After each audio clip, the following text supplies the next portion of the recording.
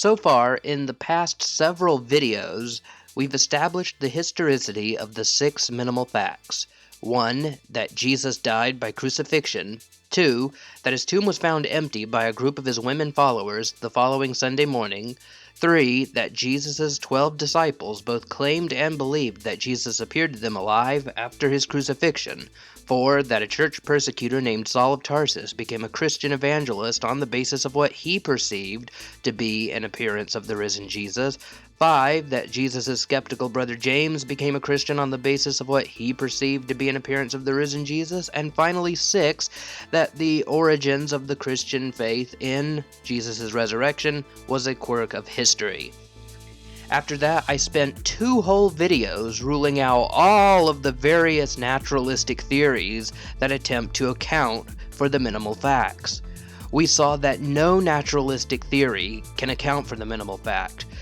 The only theory that can account for all 6 of the facts is the resurrection hypothesis, which is not a naturalistic theory. It is a supernatural theory.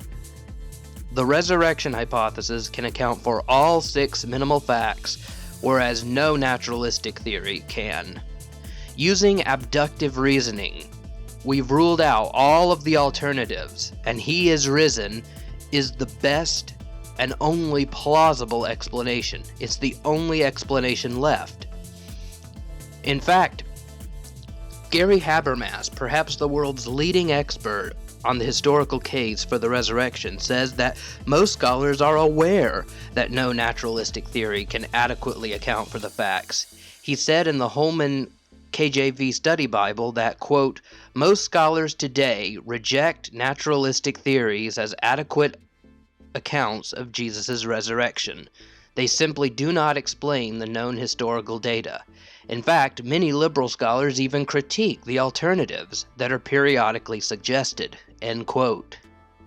If skeptical non-Christian scholars are aware that all naturalistic theories fail, the obvious question arises: why don't they accept the one theory that can account for all the data?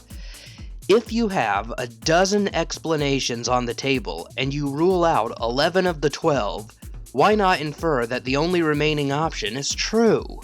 Abductive reasoning would seem to demand the inference to Jesus' resurrection.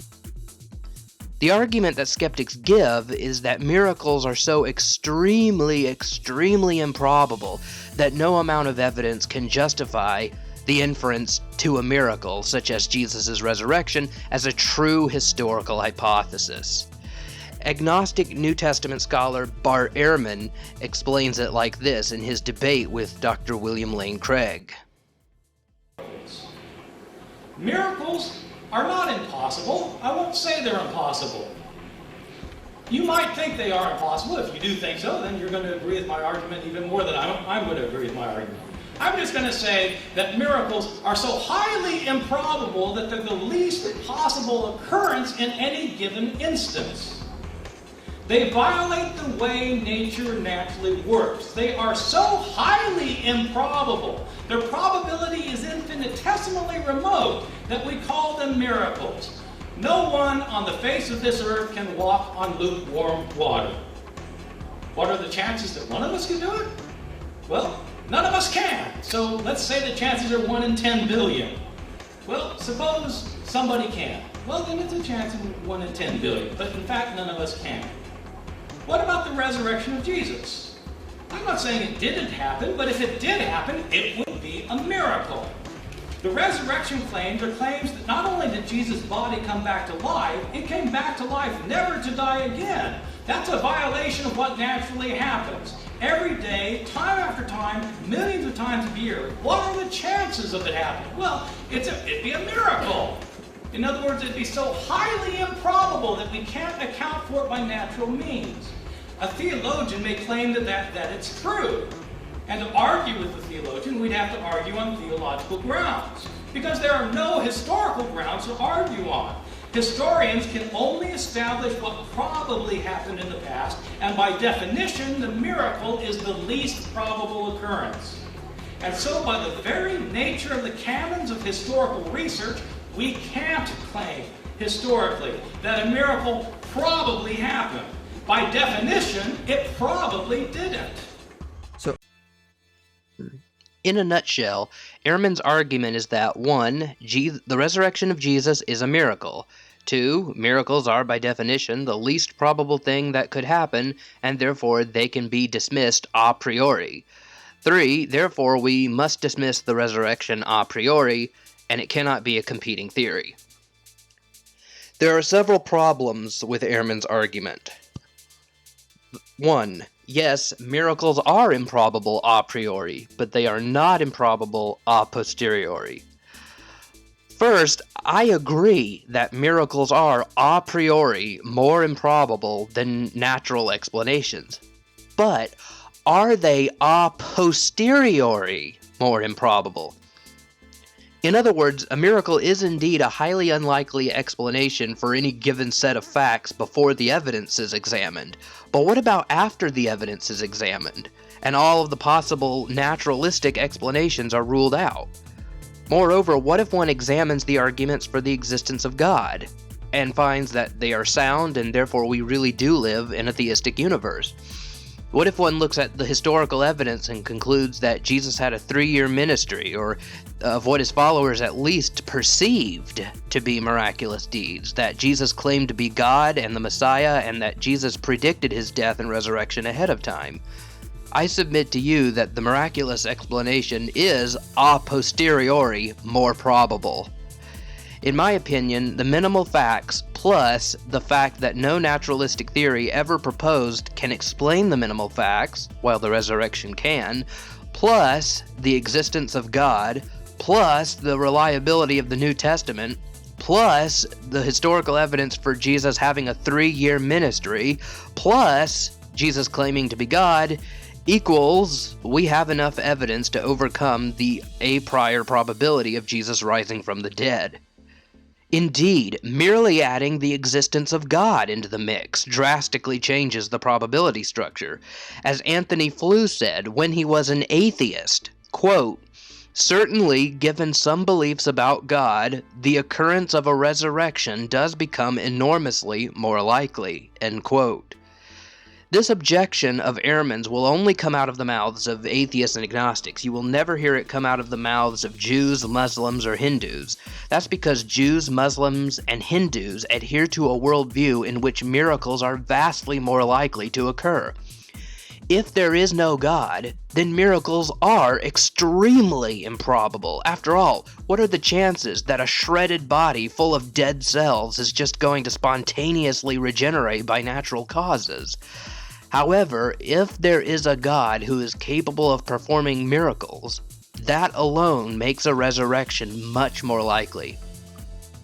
In several videos on the Cerebral Faith YouTube channel, and in my book, The Case for the One True God, a scientific, philosophical, and historical case for the God of Christianity, I have defended the existence of God from the Kalam cosmological argument, the cosmic fine-tuning argument, the local fine-tuning argument, the moral argument, and the ontological argument.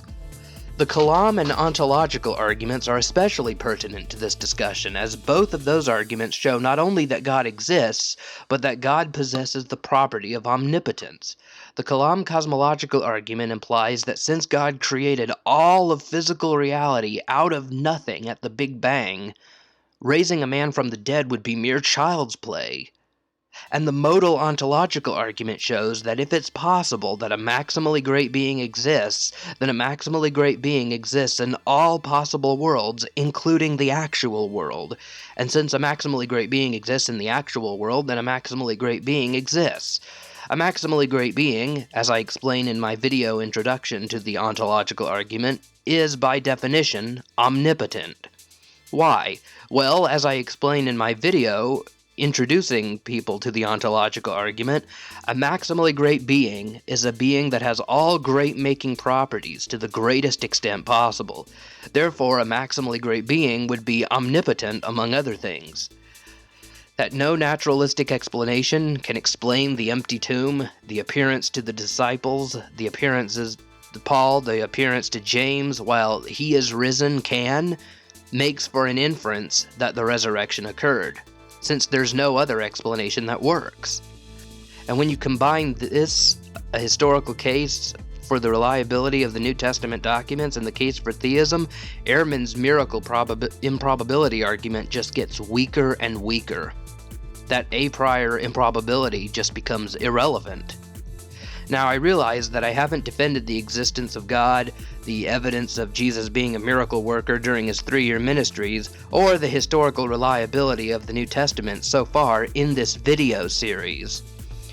But I have defended the existence of God and the arguments for the existence of God in depth in my book, The Case for the One True God, a scientific, philosophical, and historical case for the God of Christianity, and also in several videos on this YouTube channel.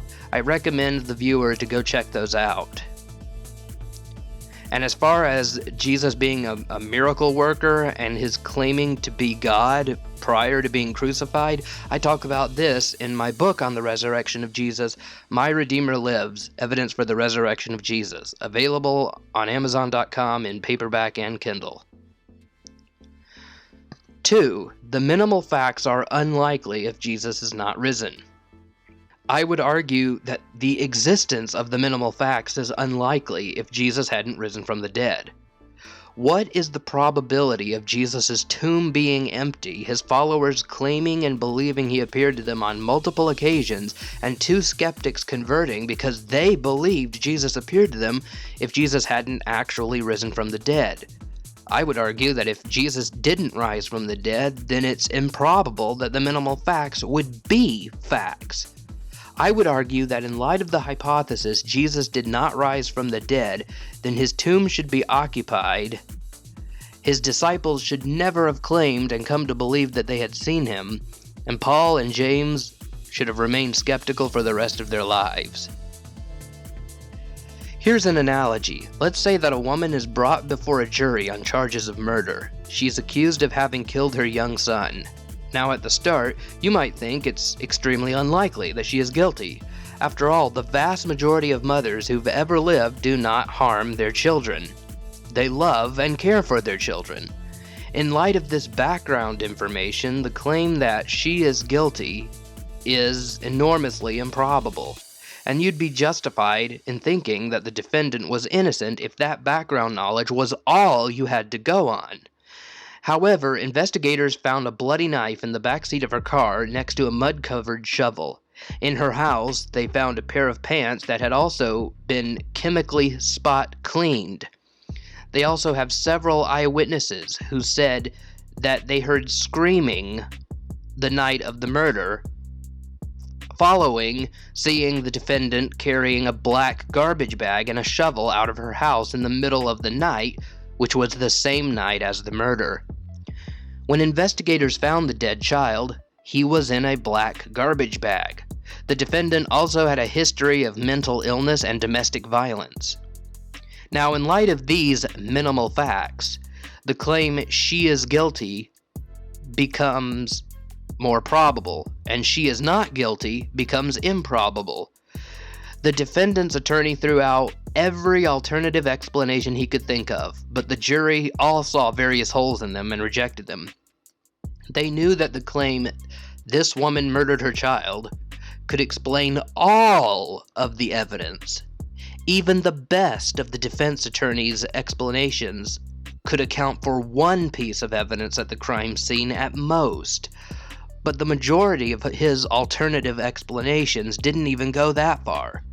The only explanation that worked, the only explanation that accounted for all of the minimal facts at the crime scene, is the explanation that the woman murdered her own child.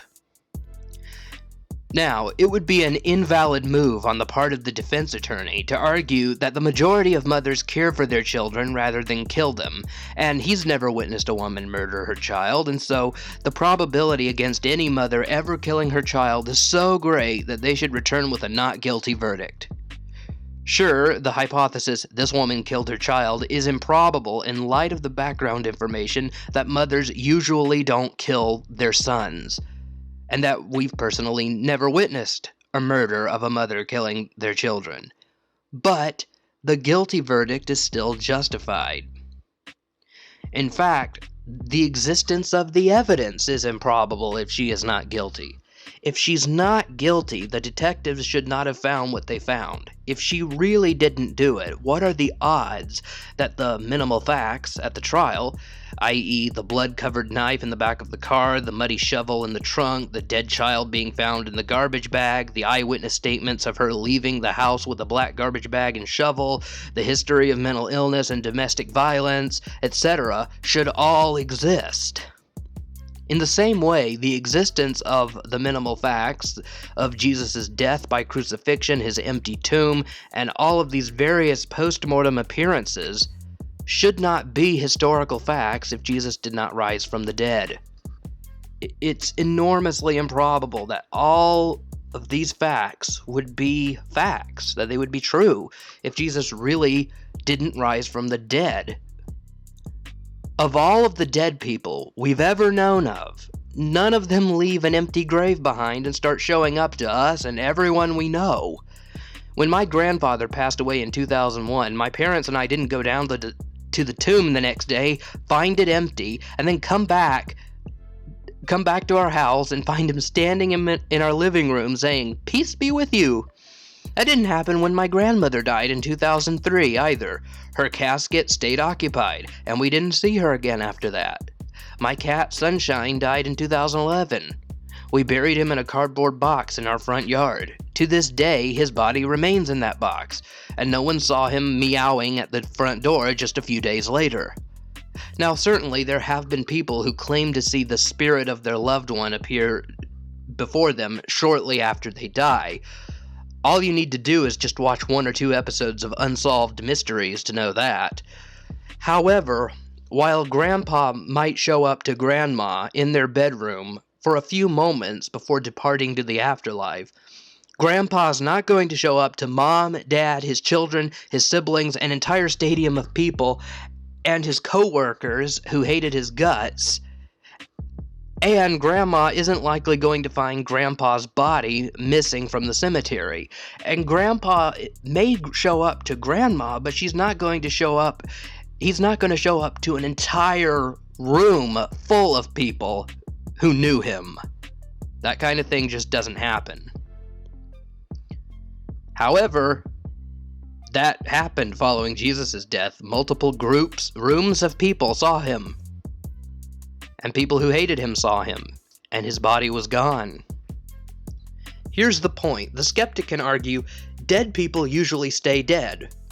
But I can retort, well, dead people usually don't disappear from their graves and immediately proceed to appear in front of everyone they knew.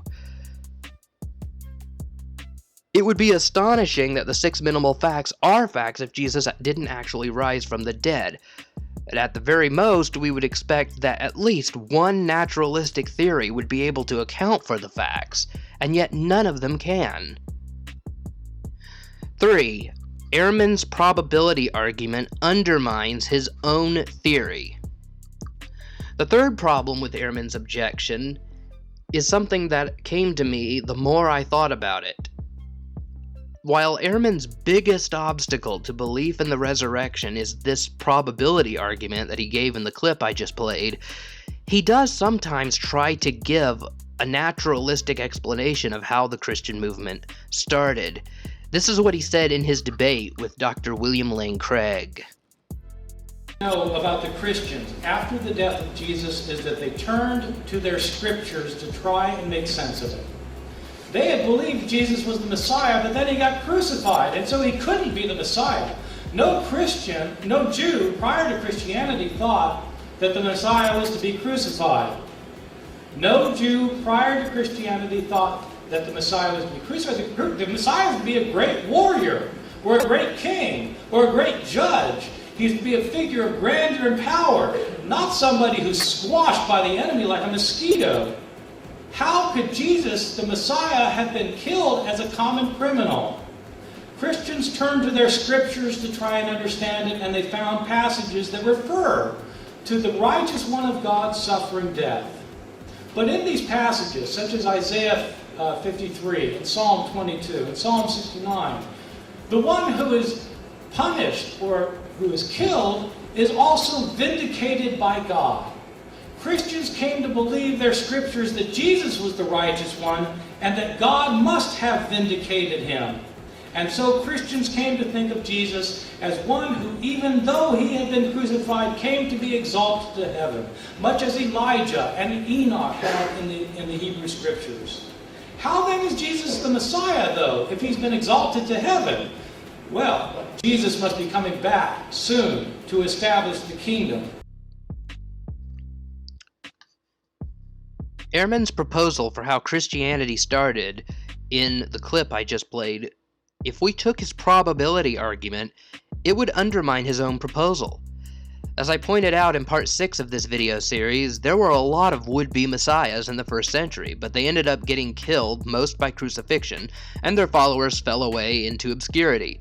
If we're to reject something on the basis of unlikely a prior probability, regardless of the evidence, if we can't believe Jesus rose from the dead because most other people stay dead, then we must also reject Ehrman's proposal, seeing as Simon Bar Giora and other so-called messiahs of that time period didn't have followers, their followers did not search the Old Testament to try to make sense of their deaths.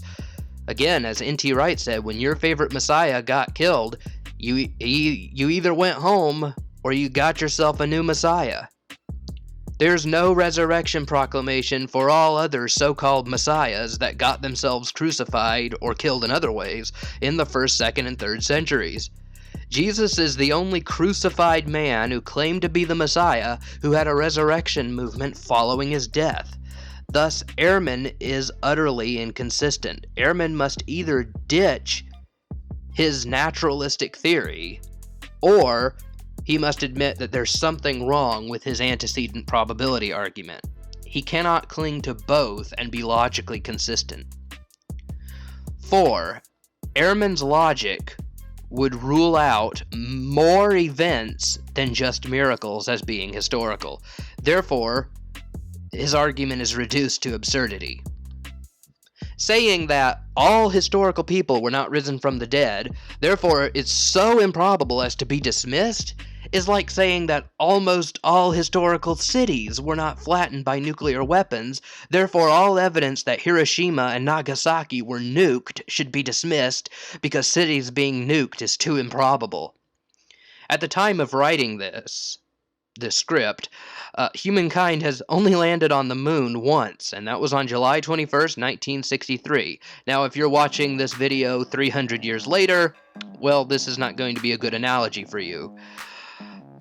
But prior to the mission of Neil Armstrong and Buzz Aldrin, not a single person has set foot on the moon before or since.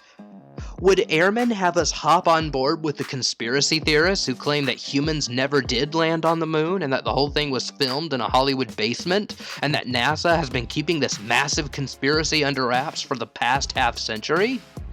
His logic would seem to require us to. After all, what is more probable? What is more probable, that humans built a craft to get us thousands of miles beyond our planet?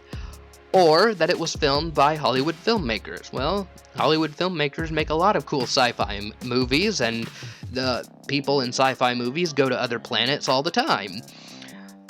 So it seems to me like the latter would be more probable, right? Well, you may respond, we've got a good bit, we got a whole lot of historical and scientific evidence against the Hollywood basement theorists.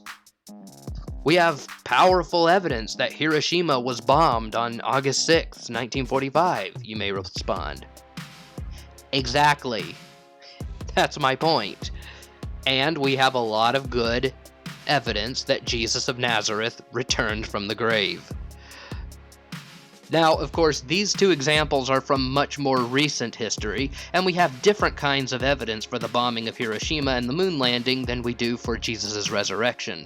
We don't have, for example, video footage of Jesus' corpse being miraculously brought to life and him walking out of the tomb, for example. Not to mention that even written documentation is much more plenteous for recent events than ancient ones, so one may object that there is a disanalogy here.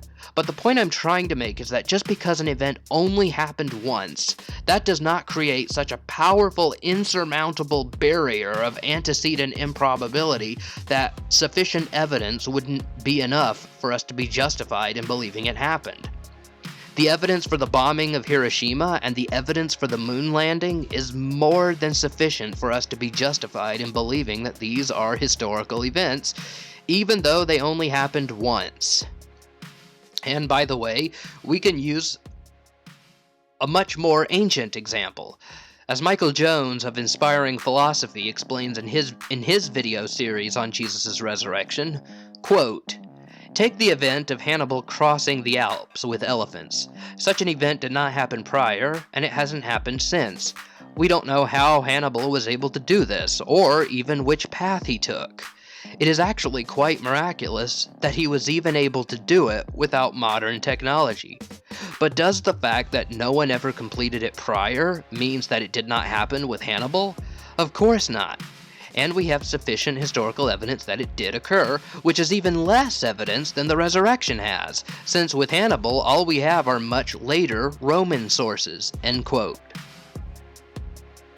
The fact that an event only happened once doesn't create a serious background knowledge problem for the actual evidence given for a single unique event if the evidence is sufficient to account for it.